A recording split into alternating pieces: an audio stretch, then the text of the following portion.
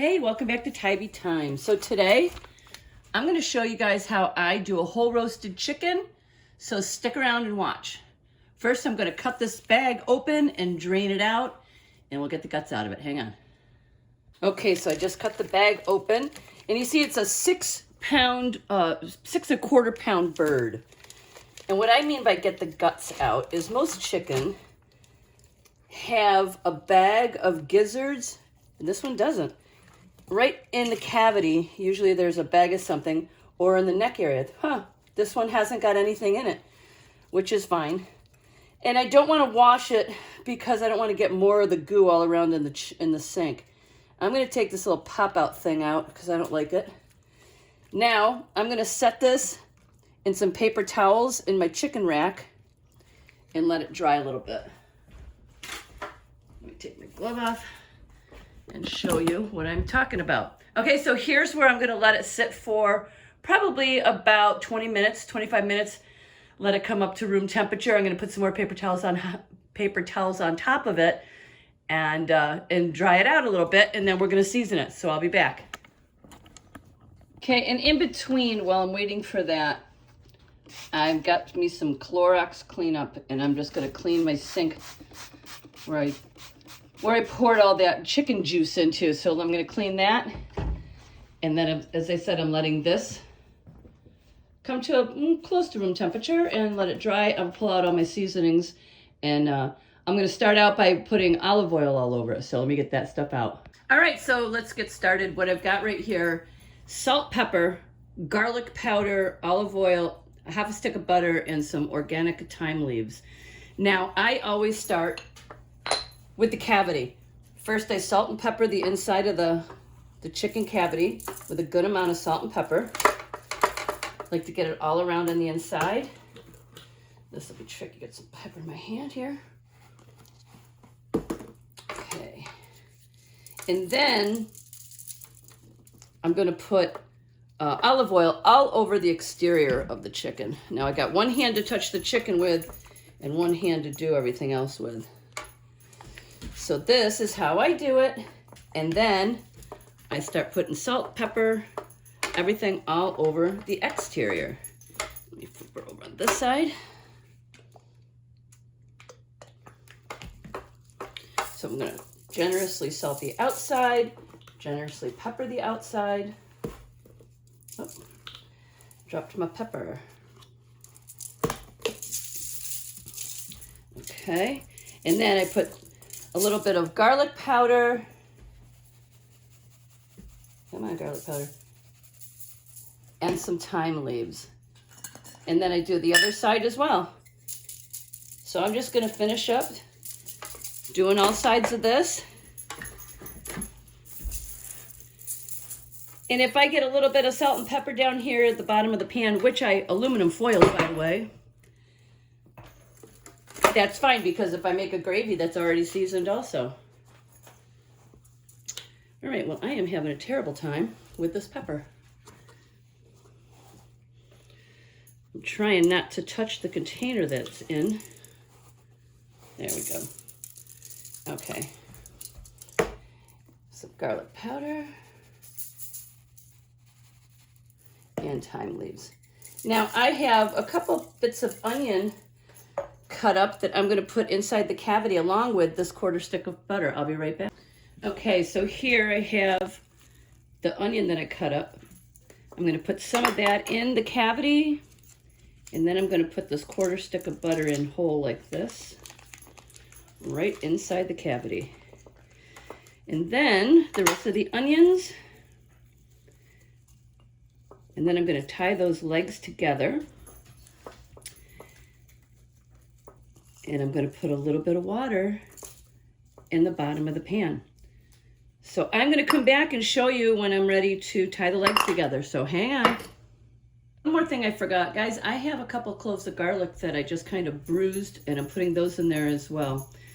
So I'll come back and tie this. Okay, so guys, I just took a little bit of kitchen twine and cut it. I always cut too much. But I just tie the legs together. And there isn't any fancy way of doing it. I just get them wrapped around with the twine, and knot it and cut it. I mean, like I said, nothing fancy. And then I just cut it off when I'm done. So there, that's tied together. Something else I wanted to let you know, when you're putting onion in the cavity, garlic in the cavity, you can put lemons in there, oranges, whole, like, if you've got thyme leaves or fresh rosemary leaves, whatever you like, you can just put that right in the cavity. Now all I have today is onions, garlic, and I have some dried thyme leaves that I put in there also. So right now my oven is preheating at 375 degrees. I'm going to clean up my counter here, wash my hands, and I'll be putting her in the oven. Hang on. All right, guys, so I'm all set to put this in the oven. It's all preheated at 375. I like to turn it around and put the legs in first. I don't know if it makes a difference or not. It's just how I do it.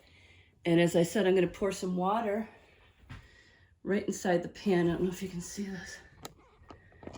Take the camera off. Okay, so I put the legs in first, and now I'm just going to pour some water in the pan. That's probably 2 cups of water.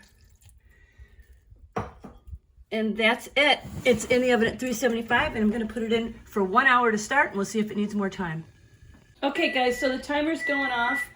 1 hour in. Let's see what it looks like. I think this can go for a little bit longer.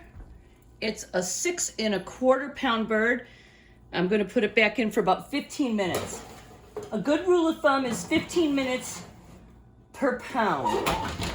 So I'll be back in 15 minutes. Okay, guys, so 15 more minutes is now up.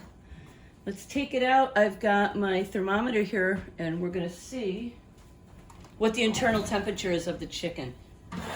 It should read at least 165 if it's completely done. Give me 1 second here. Now, I'm going to put this in the thigh, and you put it in and try not to touch any bone. There. Oh, it's done. It's more than done. Let me put it in another spot. Hang on. All right, hang on. Oh, okay, went back down. You know what? Maybe it's not. Let's go into the breast. This is saying 150. You know what? I'm going to put it back in for another 15 minutes. It's not reading. It's not reading 165, so I'm going to put it back in for another 15 minutes. So stay with me. I'll be back. See, it's good to have these thermometers.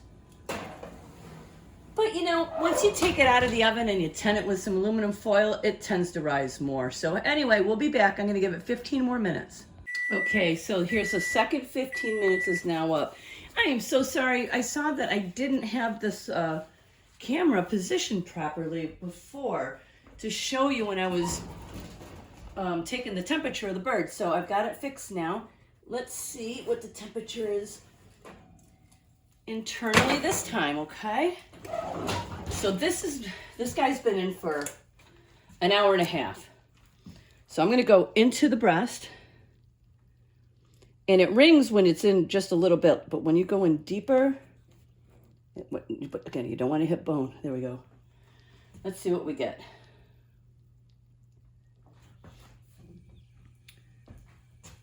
Okay. All right, that looks done. Let me see. Let me go into the thigh.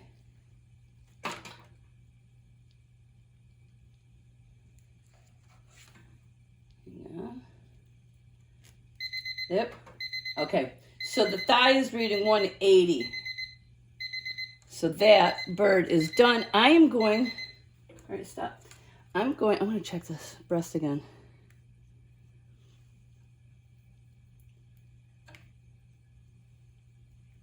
I don't know why that doesn't seem to be registering as hot as the. Okay, there we go. So we're at 170 on the breast and 180 on the thigh, and I am going to put this over on a dish, and I'm going to tin it with aluminum foil and let her rest. We'll be back. All right, isn't she beautiful? So on a platter, gonna tin it with aluminum foil. I'm gonna let her rest for another 15 minutes and then we'll come back and carve her. Okay, let's take the tin off. Let's cut into this. Let's see, let me cut.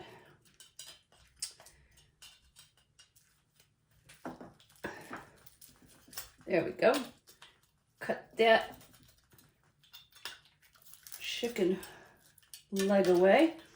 And let me just cut a slice of the breast so you can see, oh my gosh, how beautiful. Look at this, you guys. Can you see how moist and delicious? Can you see the juice on that? Oh, I have to take a bite. Oh my goodness. Oh my goodness. I don't know if you can. Can you see the juice on that? You guys, this is a beautiful chicken. So do this. And thanks for watching Tybee Time.